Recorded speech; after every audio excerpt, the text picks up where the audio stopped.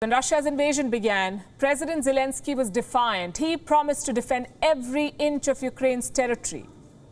Now he's open to concessions. He's open to abandoning his quest for NATO membership. So what exactly changed in 14 days? In simple words, Zelensky got a taste of reality. He made 3 strategic miscalculations. Number 1, he overestimated Western support. Number 2, he oversold Ukraine's importance to the West. And number 3, he misread Putin's real intentions. We'll take them one by one. Zelensky knew that Ukraine was no match for Russia. It was evident for everyone watching the situation. The army, the finances, everything was stacked against him. But Zelensky thought he had a trump card, the West. And he had good reason to think so. Joe Biden refused to guarantee Ukraine's neutrality. He refused to pull back from NATO's eastern flank. Instead, he expanded military assistance. He flooded Ukraine with lethal weapons. Clearly, Biden was invested in the fight. The question was, how invested? Listen into what Zelensky said on the 1st of September last year, weeks before the Russian buildup began. I feel that President Biden, well, not only do I feel, I heard that he personally supports Ukraine on the issue of granting NATO membership. But it's hard for me to tell what the path is going to be like. This was September 2021. In fact, let's go back further to April 2021. That was Russia's first military buildup. Back then, Zelensky seemed very confident of America's support. Listen to what he said. President Biden assured me that Ukraine will never be left alone against Russian aggression. Ukraine will never be left alone. April 2021, that was Biden's promise. So naturally, Zelensky hoped for big things. He thought the military aid was just the start, that more would come, more help. But he was wrong. Military aid was NATO's maximum limit. They refused to go beyond that. No soldiers on the ground, no no-fly zones, nothing that would pit them against Russia. Same with sanctions. It's day 14 of the invasion and Europe is still buying Russian oil and gas. The fact is, the West led Ukraine on. They refused to compromise. They promised all the support, but when the time came, NATO stood back and watched. Miscalculation number 2, Zelensky overestimated Ukraine's importance to the West. It was evident in his words. He called Ukraine the shield of Europe. Listen to this. For 8 years, Ukraine has been a shield.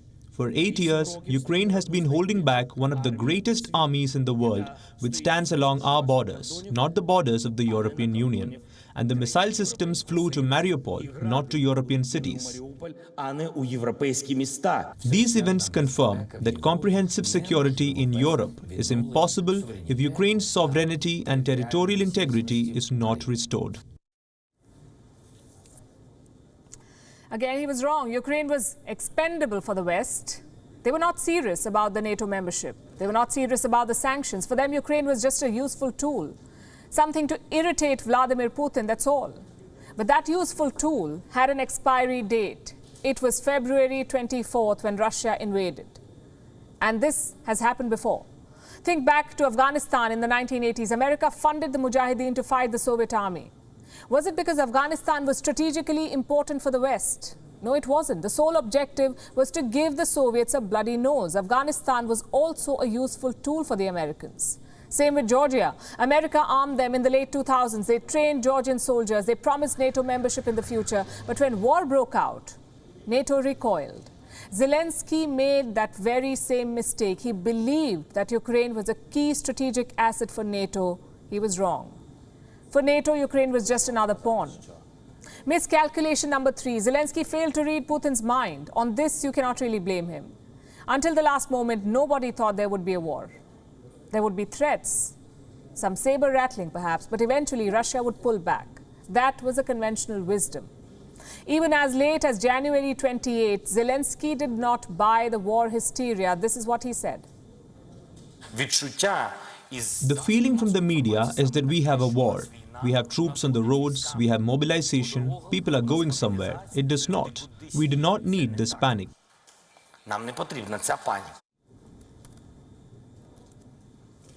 In hindsight, should he have prepared better?